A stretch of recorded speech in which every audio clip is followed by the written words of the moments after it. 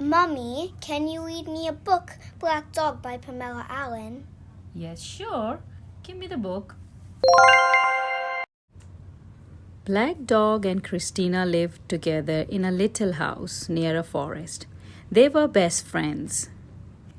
In the spring, they ran together over the hills. In the summer, they swam together in the river. In the autumn, they played together in the fallen leaves. As it got cooler, together they collected sticks for the fire that kept them warm during the long winter evenings. One cold day in winter, the wind blew and the trees shivered. It was then Christina first thought how hungry the birds must be. Now the worms were deep in the ground and there were no seeds to be found. So she went to the cupboard and broke a small piece of bread from the loaf and scattered the crumbs on the ground. Together, Black Dog and Christina watched and waited until just before dark, when a small bird flew down and hungrily ate them up. The next morning, Christina again broke the bread and scattered the crumbs.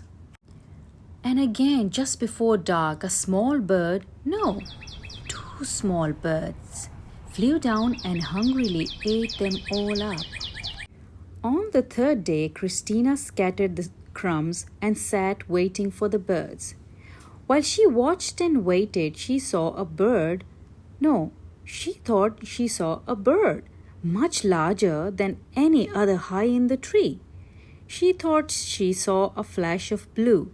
She thought she saw a strange and a wonderful blue bird.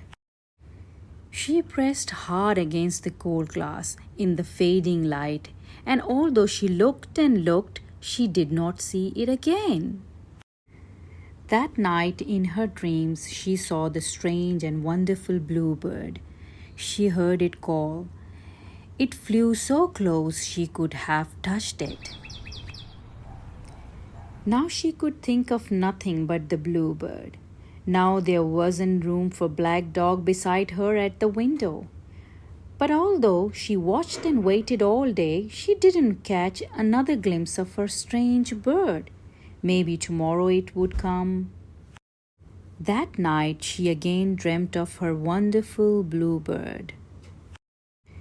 Tomorrow came and went, and although she watched all day, all she saw were grey trees in an empty sky.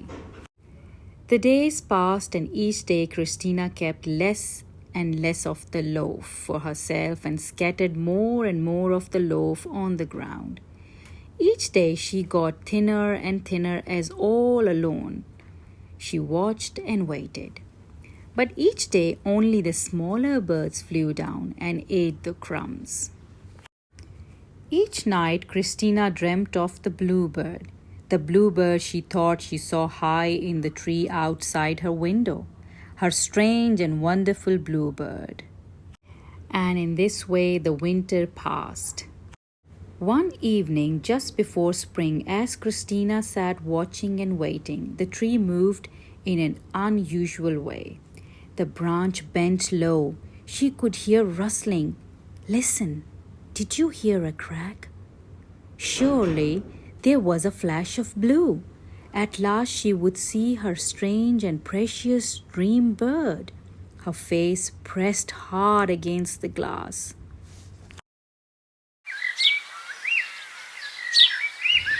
She rushed outside. There it was, flying. Black Dog landed in a crumpled heap. Christina picked him up carefully, gently, and carried him inside and laid him on the bed. She stroked his shiny black coat. She smelled his doggy smell. His heart was beating fast. Gently and carefully she wrapped him in the warmth of her body. Black Dog, she whispered, I love you.